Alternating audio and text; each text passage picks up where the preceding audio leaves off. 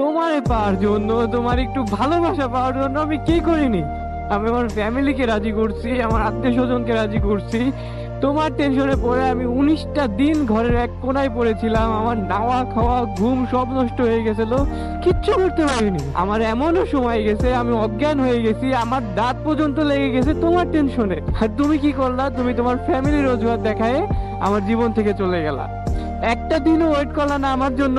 তারপরের দিনই তুমি অন্য একটা ছেলের সাথে সম্পর্কে চলে গেলা। ভাই, জীবনে এরকম একটা মেয়ে পাইলাম না, এরকম একটা মানুষ পাইলাম না যে কিনা বলবে আমার শুধু তোমাকেই চাই আর কাউকে চাই না, আমি শুধু তোমাকেই ভালোবাসি আর কাউকে ভালোবাসি না, আমি সারাটা জীবন তোমার সাথে থাকতে চাই, আমি কারোর সাথে থাকতে চাই না, দুনিয়ায় আমার কিচ্ছু লাগবে না, শুধু তোমাকে লাগবে, দুনিয়া উল্টে যাক আমি তোমার সাথে থাকবো। এরকম একটা মানুষ পাইলাম না ভাই। আমাদের সম্পর্কটা ছিল 8 মাসের। শুনে অবাক লাগতে পারে, মাত্র 8 মাসের রিলেশনশিপে এতটা আপনি সিরিয়াস? সম্পর্কটা 8 মাসের থাকলেও ওর সাথে আমার পরিচয় ছিল এভারেজ 2 বছরের, কেননা ও 2টা বছরের মতো শুধু আমার পিছে ঘুরছিল ওর ভালোবাসাটা বোঝানোর জন্য, কিন্তু আমি কখনো পাত্তা দেইনি। কারণ আমি প্রাইভেট কলেজে পড়তাম, পড়াশোনা এটসেট্রা এটসেট্রা এগুলোর ভিতরে আমি বিজি থাকতাম। কলেজ থেকে বের হওয়ার পরে যে ভিডিও দেন বাইক নিয়ে ঘোরাফেরা, এইগুলো নিয়ে আমি সবসময়ের জন্য নিজেকে ব্যস্ত রাখতাম। দেন একটা ভিডিও করা, এগুলো আপলোড করা এভারেজ অনেক সময় লাগতো। এর বাইরে অন্য কাউকে সময় দেওয়ার মতো আমার সময় ছিল না। বাট একটা পর্যায়ে গিয়ে আমার কেন জানি মনে হলো যে আমার জীবনে কোনো ভালোবাসার মানুষ নাই, আমাকে কেউ ভালোবাসে না। দেন আমার কেন জানি মনে হলো যে এটা আমার জীবনে দরকার। কেন প্রয়োজন হলো আমি বলি। আমি ট্যুরে গেছিলাম, ট্যুর মুর কমপ্লিট করে যখন বাড়িতে আসলাম তখন হঠাৎ করে কোনো কিছু ভালো লাগতো না, কোনো কাজ কাম ছিল না, ঘরেই শুয়ে পড়ে বেশি সময় কাটাতাম। তো বেশিরভাগ সময় ফেসবুক স্ক্রল করতাম, টিকটক দেখতাম, দেন ইউটিউবে ভিডিও দেখতাম, নাটক দেখতাম। তো এগুলো করতে করতে আমার সামনে সবসময়ের জন্য ভাই নিউজ ফিডে আলহামদুলিল্লাহ পূর্ণতা, আলহামদুলিল্লাহ অবশ্যই আমাদের পূর্ণতা হয়ে গেছে, দেন প্রিয় মানুষকে পেয়ে গেলাম, বা কথা দিয়ে কথা রাখলাম, ভাই শুধু পূর্ণতা আমার সামনে আসতো। তো আমি কি করলাম, মানে তখন ওইগুলো দেখতে দেখতে আমার ভিতরে একটা আফসোস লাগা শুরু হয়ে গেল। দূর ঘোরার ডিম, আমার জীবনে কেউ নাই, আমাকে কেউ ভালোই বাসে না, হ্যান ত্যান, মানে অনেক কিছু। বাট একটা মেয়ে ছিল যে কিনা আমি যখন এসএসসি পরীক্ষা দিব তারপর থেকে আর কি ও আমাকে পছন্দ করতো, ও যে আমাকে ভালোবাসে এই জিনিসটা বোঝানোর অনেক চেষ্টা করতো। বাট আমি কখনো ওকে ওইভাবে কখনো গুরুত্ব দেইনি।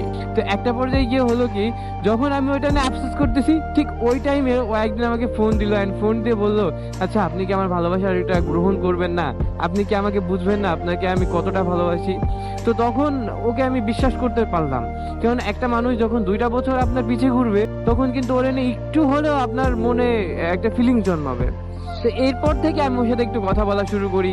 দেন যখনই কল দেয় কথা বলতাম, ওকে সময় দিতাম। দেন আমারও আস্তে আস্তে ভালো লাগা শুরু করলো। তো মাঝে মাঝে গিয়ে ওর সাথে দেখা করতাম, ও প্রাইভেটে যাইতো, দেন আমি প্রাইভেটের ওখানে গিয়ে ওর সাথে দেখা করতাম। একটা পর্যায়ে গিয়ে হলো কি, ওর ফ্যামিলির লোক জেনে গেল। দেন ও আমাকে ফোন দিয়ে বললো যে শুনেন, আমার ফ্যামিলির লোক জেনে গেছে, এটা নিয়ে অনেক ফ্যামিলিতে অনেক ঝামেলা হয়েছে, আমি হয়তো আপনার সাথে আর কন্ট্যাক্ট করতে পারবো না। তো আমি আমার নানা ভাইকে আপনার কথা বলছি, আমার নানা ভাই আপনাকে দেখতে চাইছে। তো তখন আমি খুব কনফিউজ হয়ে গেছিলাম যে হায় আল্লাহ, আমি এখন কি করব বা কি হবে না হবে, মানে কনফিউজ হয়ে গেছিলাম। তো নানা আমাকে ফোন দেয়, দেন ওর নানা আমার ফোন দিলে আমি ওর নানার সাথে ফোনে কথা বলি। তো নানা ভাই একটা পর্যায়ে গিয়ে আমাকে দেখা করতে বলে। তো আমি সাহস করে গিয়ে ওর নানার সাথে দেখা করি। দেখা করার পর ওর নানা আমাকে অনেক কোশ্চেন করে। দেন সব কথার একটা কথা আমি অনেক সুন্দরভাবে উত্তরটা দিছিলাম। ওর নানা ভাই আমার কাছে জিজ্ঞাসা করছিল, আচ্ছা তোমরা এখন কি চাও? তো আমি ওর নানাকে উত্তর দিছিলাম যে নানা ভাই, আমরা যেহেতু দুজন দুজনকে অনেক ভালোবাসি, তো সারাটা জীবনই একসাথে থাকতে চাই। তো নানা বলছিল আচ্ছা ঠিক আছে, তোমাদের সাপোর্ট আমি থাকবো, তোমাদের দুজনকে এক করে দেওয়ার দায়িত্ব আমার। আর তুমি পড়াশোনা করো, অ্যান্ড পড়াশোনা শেষ করে চাকরি বাকরি করো, আর ও পড়াশোনা শেষ করুক, এরপর তোমাদের দুজনকে কিভাবে এক করা লাগে এটা আমি দেখবো। এই যে যে কাহিনীগুলো ঘটতেছিল না, এইগুলোর প্রতি আমি আরো দুর্বল হয়ে যাচ্ছিলাম। দেন ও নানার সাথে যখন কথা বলে আমি বাসায় ফিরতেছিলাম, তখন আমার মনে হইতেছিল হাই রে, আমি কি কোনো ভুল করতেছি, বা আমি কি নিজের অজান্তেই ওর প্রেমে মজলুম হয়ে যাচ্ছি, বা ওর উপর অনেক আসক্ত হয়ে যাচ্ছি। তো ওকে আমি বাসায় এসে সবকিছু জানালাম। জানানোর পর ও আমাকে বলে যে আচ্ছা ঠিক আছে, তাহলে আমিও দেখি আমার বাসায় কোনোভাবে রাজি করা যায় কিনা। ওর ভাইয়া ভাবিও রাজি ছিল, বাট ওর বাবা মা কোনোভাবে রাজি ছিল না। তো 2-1 দিন পর ও আমাকে বলে যে আচ্ছা শুনো, তুমি একটা কাজ করো, তুমি তোমার আব্বু আম্মুকে বলো যে আমাদের বাসায় যেন প্রস্তাব দেয়, তাহলে আমি তোমার কথাটা বাসায় আরো ভালোভাবে প্রেজেন্ট করতে পারবো।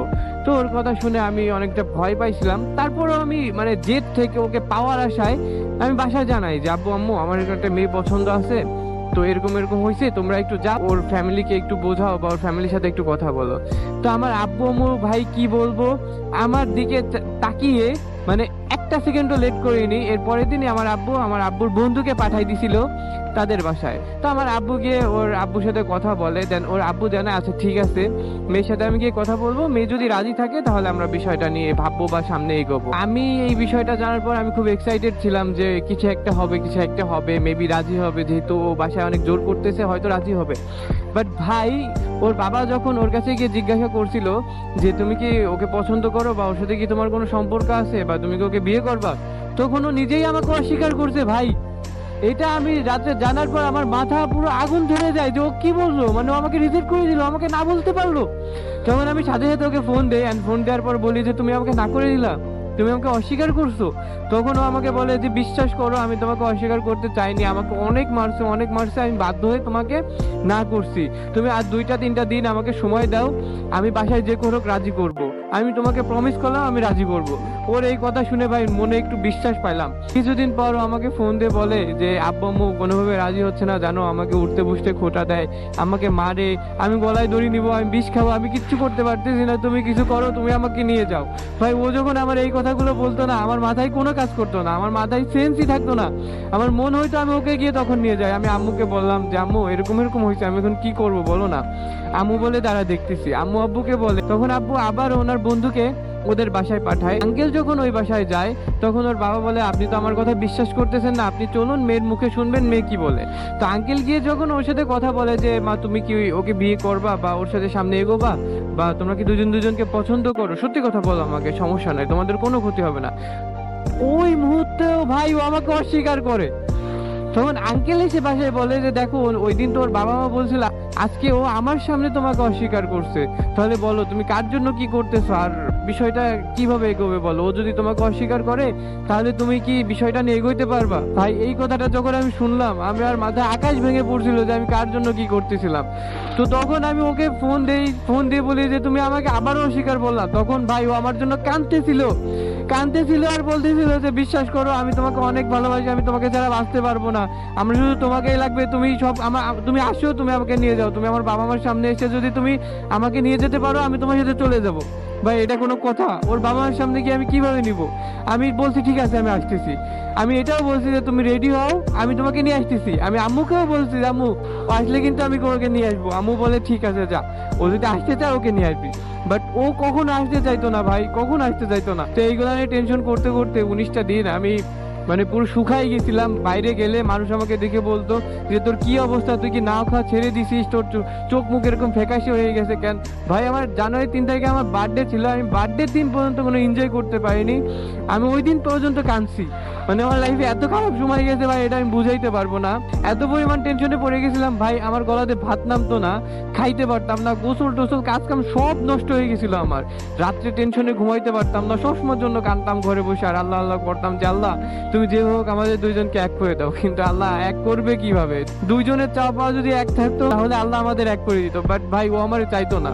আমার তখন এরকম মনে হইতো যে আমি ওকে ছাড়া বাঁচতে পারবো না, থাকতে পারবো না, আমার ওরেই লাগবে, আমার এরকম একটা পরিস্থিতি, মানে ওই মুহূর্তে শুধু আমার ওকেই চাই। তো একটা পর্যায়ে গিয়ে জানুয়ারির 1 তারিখেও আমাকে SMS দেয়, অ্যান্ড SMS দিয়ে বলে যে শোনেন, আমি আমার ফ্যামিলির বিরুদ্ধে যাইতে পারবো না, আর ফ্যামিলির বিরুদ্ধে গিয়ে আমি আপনার সাথে সম্পর্কও থাকতে পারবো না। আশা করি আমি কি বলতে চাচ্ছি আপনি ভালো করে বুঝতে পারছেন। আমি আর আপনার সাথে সম্পর্কে থাকতে পারবো না। যদি আপনি কোনোদিন ভালো কিছু করেন অ্যান্ড যদি ভালো কিছু করতে পারেন, যদি প্রতিষ্ঠিত হইতে পারেন, তখন আমার ফ্যামিলির কাছে আসেন, অফার দেন, তখন যদি আমার ফ্যামিলি রাজি হয় দেন তখন আপনি আমাকে পাবেন, তাছাড়া আমি আপনার হতে পারবো না। সরি, আমাকে মাফ করে দিয়েন। আপনার কিছু বলার আছে? ভাই, ও যখন এই কথাগুলো বলতেছিল না, আমি পুরো আকাশ থেকে বলতেছিলাম যে কার জন্য কি করলাম। তো আমার এইগুলো বলার পর আমাকে বলে যে আপনাকে ব্লক করে দিচ্ছি, আপনার সাথে আর আমার জীবনেও কন্টাক্ট হবে না, আর জীবনেও কথা হবে না, ভালো থাকেন, নিজের খেয়াল রাখেন। তো এই কথাগুলো বলে আমার ব্লক করে দেয়। ও একবারও আমার কথা চিন্তা করলো না যে আমি কিভাবে বিষয়টা মেনে নিব, আমি ওর ছাড়া কিভাবে থাকবো, আমি কিভাবে বাঁচবো। ভাই, ওই দিন আমি এত পরিমাণ কান্নাকাটি করতেছিলাম কি বলবো, আমার পুরো দুনিয়া অন্ধকার হয়ে গেছিল। যে মানুষটাকে এতটা ভালোবাসলাম, যে মানুষটার জন্য এত কিছু করলাম, অথচ সেই মানুষটা আজ আমারে ছেড়ে গেল, আমারে ঠকালো। আর সবচেয়ে বড় একটা অবাক লাগা বিষয় কি জানেন ভাই, আমি পরের দিন জানতে পারি যে ও অন্য একটা ছেলের সাথে সম্পর্কে গেছে, তাও ক্লাসমেটের সাথে। ভাই ও অন্তত 2টা মাস সময় নিত, 1টা মাস সময় নিত, আমি নিজেরে বুঝ দিতে পারতাম যে না, ও 2টা মাস সময় নিছে বা একটা পর্যায়ে গিয়ে নিছে। কিন্তু ভাই ও আমার সাথে আজকে সবকিছু শেষ করে ও কালকে একটা ছেলের সাথে রিলেশনে চলে গেল। তাহলে বুঝেন ভাই কার জন্য কি করলাম। আসলে কি জানেন ভাই, ও আমার কখনো ভালোই বাসেনি, ও আমার জীবনটা নিয়ে গেম খেলছে, আমার জীবনটা নিয়ে আসলে এই গেম খেলছে, যেটা আমি বুঝতে পারি। তুমি নিজে থেকেই আসলা, ভালোবাসার লোভ দেখাইলা, ভালো না বেশে ধোকা দিয়ে চলে গেলা। তাহলে আসছিলা কেন আমার লাইফে? আমাকে ধ্বংস করতে দিলা তো, আমাকে ধ্বংস করে। থাকো ভালো, ভালো থেকো তুমি। আসলে তুমি শুরু থেকেই আমার জীবন নিয়ে গেম খেলছো, যেটা আমি বুঝতে পারিনি। অথচ আমি একটু ভালোবাসা পাওয়ার আশায় আমার জীবনটা তোমাকে উৎসর্গ করে দিলাম, কিন্তু তুমি বুঝলা না, তুমি আমাকে বুঝলা না, তুমি আমার ভালোবাসাটাও বুঝলা না। ভালো থেকো ছলনাময়ী, ভালো থেকো নিজের জীবন নিয়ে।